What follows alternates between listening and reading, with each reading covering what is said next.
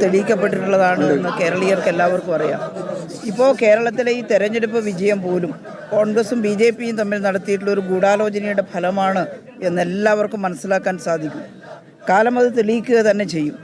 എന്നാൽ ആ തെരഞ്ഞെടുപ്പ് വിജയത്തോടു കൂടി കോൺഗ്രസും BJPയും ചേർന്നുകൊണ്ട് ഇത്തരത്തിലുള്ള ഒരു പരിശോധന CPMൻ്റെ നേതാക്കന്മാർക്കെതിരായി നടത്താൻ തീരുമാനിച്ചിരിക്കുന്നു. പ്രത്യേകിച്ച് പിണറായിക്കും കുടുംബത്തിനും എതിരായിട്ടാണ് ഈ അന്വേഷണം ഇപ്പോൾ നടത്താൻ വേണ്ടി തീരുമാനിച്ചിട്ടുള്ളത്.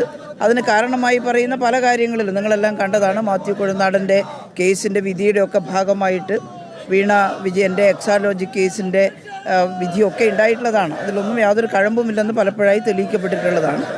എന്നാൽ ഇപ്പോൾ പ്രത്യേകിച്ച് ഇവിടെ കോൺഗ്രസ് അധികാരത്തിൽ വന്നു, BJPയുടെ ഒത്താശയോടുകൂടിയാണ്. അതിൻ്റെ ഭാഗമായി CPMൻ്റെ പ്രധാനപ്പെട്ട നേതാക്കന്മാർക്കെതിരെ ഇത്തരത്തിലുള്ള ആരോപണങ്ങൾ ഉന്നയിച്ച് പാർട്ടിയെ തകർക്കാൻ കഴിയും എന്നാണ് ചിന്തിക്കുന്നത്. നമ്മൾ ഡൽഹിയിൽ കേജ്രിവാളിൻ്റെ കേസ് കണ്ടതാണ്. BJPക്കെതിരായിട്ട് ഏറ്റവും ശക്തമായിട്ടുള്ള ഒരു നിലപാടെടുത്തുകൊണ്ട് നിന്നതാണ് കേജ്രിവാൾ. ആ കേജ്രിവാളിനെ യാതൊരു കാരണവുമില്ലാതെ എത്ര നാളാണ് ജയിലിലടച്ചത്. അവസാനം കോടതി നിരപരാധിയാണെന്ന് പറഞ്ഞ് അദ്ദേഹത്തെ പുറത്തുവിട്ടു. അപ്പോഴേക്കും അദ്ദേഹത്തിൻ്റെ AAP പാർട്ടിയിൽ തന്നെ ഭിന്നിപ്പുണ്ടാക്കാനും BJPക്കെതിരായിട്ട് വളർന്നു വരുന്ന പ്രതിഷേധത്തെ ഭിന്നിപ്പിച്ച് തകർക്കുന്നതിനും ഇന്ത്യയുടെ ഭരണാധികാരി വർഗം ശ്രമിച്ചു എന്നുള്ളതാണ്. കേരളത്തിലും അതിൻ്റെ ഒരു പരിശ്രമമാണ് നടക്കുന്നത്. നമ്മൾ കാണണം. ഇവിടുത്തെ ഇടതുപക്ഷം തകർന്നു പോയാൽ എന്താണ് ഉണ്ടാവുക എന്ന് എല്ലാവർക്കും അറിയാം. തെരഞ്ഞെടുപ്പിലെ പരാജയം, ഒരു തെരഞ്ഞെടുപ്പിൽ പരാജയപ്പെട്ടതുകൊണ്ട് ഇവിടെ ഇടതുപക്ഷം ഇല്ലാതായി എന്നല്ല അതിൻ്റെ അർത്ഥം. വളരെ ശക്തിയോടുകൂടി കേരളത്തിലെ ഇടതുപക്ഷം ജനങ്ങളുടെ കൂടെ നിന്ന് പ്രവർത്തിക്കുമെന്ന് ഞങ്ങൾ പറഞ്ഞു കഴിഞ്ഞിട്ടുള്ളതാണ്.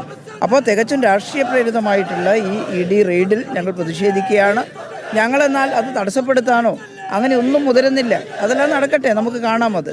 പക്ഷേ ഇന്ന് കേരളത്തിലുടനീളം വളരെ വ്യാപകമായി വളരെ ഒരു ദുരുദ്ദേശത്തോടു കൂടി നടത്തുന്ന ഈ റെയ്ഡിൽ സഖാവ് പിണറായിക്കെതിരെ പാർട്ടിക്കെതിരെ നടത്തുന്ന ഈ റെയ്ഡിൽ ശക്തമായി കേരളത്തിലെ CPMഉം ഇടതുപക്ഷവും എല്ലാം പ്രതിഷേധിക്കും.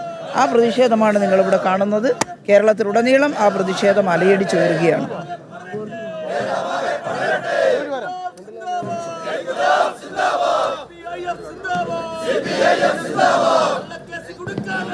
CPMന്റെ ഏറ്റവും മുതിർന്ന, ഏറ്റവും തലയെടുപ്പുള്ള നേതാക്കൾ അണിനിരക്കുന്ന പ്രതിഷേധമാണ് കാണുന്നത്. സംസ്ഥാന രാഷ്ട്രീയത്തെ പിടിച്ചുകുലുക്കിക്കൊണ്ടാണ് ഇന്ന് പുലർച്ചെ മുൻ മുഖ്യമന്ത്രി പിണറായി വിജയന്റെ വസതിയിലടക്കം 12 ഇടങ്ങളിൽ അനൌദ്യോഗികമായി അറിയുന്നത് 14 ഇടങ്ങളിൽ ED റെയ്ഡ് നടക്കുന്നു എന്നുള്ളതാണ്. എക്സാലോജിക് ഇടപാടുമായി ബന്ധപ്പെട്ടാണ് ED റെയ്ഡ്. ഇന്നലെ കോടതിയിൽ നിന്ന് അന്വേഷണം തുടരാമെന്നതടക്കമുള്ള കാര്യങ്ങൾ നിർദ്ദേശമായി വന്നതോടുകൂടി ED എക്സാലോജിക്കുമായി ബന്ധപ്പെട്ട് CMRL എക്സാലോജിക് ഇടപാടുമായി ബന്ധപ്പെട്ട അന്വേഷണം ത്വരിതപ്പെടുത്തുകയാണ്. ആദ്യമായി പിണറായി വിജയന്റെ വസതി അടക്കമുള്ള 14 ഇടങ്ങളിൽ അന്വേഷണം നടക്കുകയാണ്, റെയ്ഡ് നടക്കുകയാണ് തത്സമയം.